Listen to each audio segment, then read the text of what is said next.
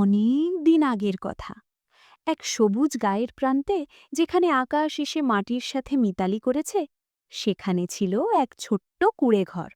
সেই ঘরে বাস করত এক মা ছাগল আর তার ৭টি ফুটফুটে ছানা। ছানাগুলো ছিল যেন এক একটি মানিক জোড়। সারাদিন তাদের হাসি খুশি আর ছুটোছুটিতে বাড়িটা একেবারে গমগম করত। একদিন সকালে মা ছাগল ভাবল, ঘরে তো খাবার নেই, তাই বাজারে যাওয়া দরকার। সে তার ৭ সোনামণিকে ডেকে বলল, ওরে আমার জাদুমণিরা, আমি বাজারে যাচ্ছি তোদের জন্য ফলমূল আর তাজা খাবার আনতে। খবরদার, আমি না ফেরা পর্যন্ত একদম দরজা খুলবি না। ওই বনের দুষ্টু নেকড়েটা কিন্তু ওত পেতে আছে। ও যদি একবার ঘরে ঢোকার সুযোগ পায়, তবে আর রক্ষে নেই। বড় ছানাটি মায়ের আঁচল ধরে বলল, কিন্তু মা, আমরা বুঝব কি করে যে ওটা তুমি? মা হেসে তাদের কপালে চুমু খেয়ে বললেন, আমার গলার স্বর কেমন মিষ্টি জানিস তো? আর আমার পায়ের দিকে তাকাস, কেমন ধবধবে সাদা। ওই পাজি নেকড়ের গলা কিন্তু ভাঙা হাড়ির মতো কর্কশ, আর পা কুচকুচে কালো। সাবধান থাকিস কিন্তু। এই বলে মা ছাগল গুনগুন করে গান গাইতে গাইতে বেরিয়ে গেল। কিন্তু হায়, ঝোপের আড়ালে লুকিয়ে জল চোখে সব দেখছিল সেই দুষ্টু নেকড়ে বাঘ। তার জিভ দিয়ে নাল গড়িয়ে পড়ছিল। সে মনে মনে বলল, আজ আর নিস্তার নেই, কচি ছাগল দিয়ে ভোজ হবে। মা চলে যেতেই নেকড়ে এসে দরজায় টোকা দিল, ঠক ঠক ঠক। তারপর কর্কশ গলায় ডেকে বলল, ওরে আমার সোনামণিরা, দরজা খোল, মা এসেছে, তোদের জন্য কত মজার খাবার এনেছি।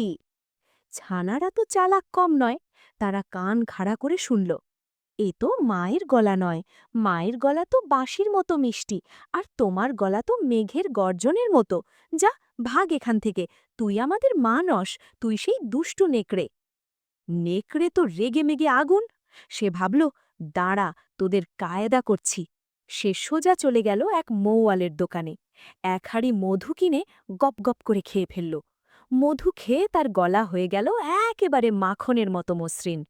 সে আবার ফিরে এলো। এবার দরজায় টোকা দিয়ে মিষ্টি সুরে ডাকল, বাছারা, এই তো আমি, দরজাটা খোলো না। ছানারা প্রায় দরজাটা খুলে দিচ্ছিল, কিন্তু তখনই একজনের চোখ গেল দরজার ফাঁক দিয়ে। সে দেখল দরজার নিচে কালো লোমশ দুটো পা। তারা চিৎকার করে উঠল, মিথ্যেবাদী! আমাদের মায়ের পা ধবধবে সাদা, আর তোর পা তো কয়লার মতো কালো। তুই আমাদের মা নস, তুই সেই দুষ্টু নেকড়ে। নেকড়ে এবার রেগে মেগে গড় করতে করতে ছুটল এক আটা কলের মেঘে। কল মালিককে ভয় দেখিয়ে সে নিজের পায়ে আটা মেখে নিল। এখন তার পা দেখাচ্ছে একদম মায়ের পায়ের মতো সাদা। তৃতীয়বার সে দরজায় টোকা দিল, বাছারা, দেখো আমি এসেছি। ছানারা দরজার ফাঁক দিয়ে দেখল সাদা পা, মিষ্টি গলা। তারা ভাবল, সত্যি বুঝি মা এসেছে। যেই না তারা দরজা খুলেছে, অমনি ছদ্মবেশ ফেলে নেকড়ে তার আসল রূপ ধরল। হালুম, আজ তোদের একদিন কি আমার একদিন। ঘরে তখন হুলস্থুল কাণ্ড। ভয়ে ছানারা যে যেখানে পারল লুকালো, কেউ খাটের তলায়, কেউ বা ওভেনের ভেতরে। কিন্তু নেকড়ে ছিল খুব ধূর্ত। সে একে একে ৬ জনকেই ধরে নিজের মস্ত বড় বস্তায় ভরে ফেলল। শুধু সবচেয়ে ছোট ছানাটা, যে ভয়ে ভয়ে পুরনো আলমারিটার ভেতরে লুকিয়েছিল, তাকে নেকড়ে খুঁজে পেল না। নেকড়ে মনের সুখে শীষ দিতে দিতে জঙ্গলের দিকে চলে গেল। একটু পরেই মা ছাগল ফিরে এলো। এসে দেখে, এ কি সর্বনাশ! ঘরের জিনিসপত্র ছড়ানো ছিটানো, কোথাও কেউ নেই। সে কান্নায় ভেঙে পড়ল। ওরে আমার বাছারা, তোরা কোথায় গেলি? হঠাৎ আলমারির ভেতর থেকে একটা মিহি কান্না শোনা গেল, মা, আমি এখানে। মা তাকে বের করে আনতেই সে সব ঘটনা খুলে বলল। মায়ের চোখে তখন জল নেই, আছে আগুন। সে বলল, চল তো দেখি, ওই শয়তানটা কতদূর গেছে। তারা বনের পথ ধরে এগোতে লাগল। পথে দেখা হলো তাদের পুরনো বন্ধু বিশাল দেহী ভাল্লুক মামার সাথে। ভাল্লুক মামা সব শুনে বলল, কাঁদিস না বোন, আজ ওই নেকড়েকে উচিত শিক্ষা দেব, চল আমার সাথে। তারা বনের গভীরে এক গুহার কাছে পৌঁছল। নেকড়ে তখন চুলায় জল গরম করছে আর ভাবছে, আহ, কচি ছাগলের মাংস দিয়ে যা ভোজটা হবে না। কিন্তু নেকড়ের গায়ে ছিল আটা আর কাদা মাখা। সে ভাবল, খাওয়ার আগে নদীতে একটা ডুব দিয়ে আসি। ছাগল ভর্তি বস্তাটা আগুনের পাশে রেখে সে নদীর দিকে গেল। এই সুযোগ! ভাল্লুক মামা আর মা ছাগল গুহায় ঢুকে পড়ল। মা ছটফট করে বস্তার মুখ খুলে দিলেন। একে একে ৬ ছালা লাফিয়ে বেরিয়ে এলো। মায়ের বুকে ঝাঁপিয়ে পড়ে সে কি কান্না!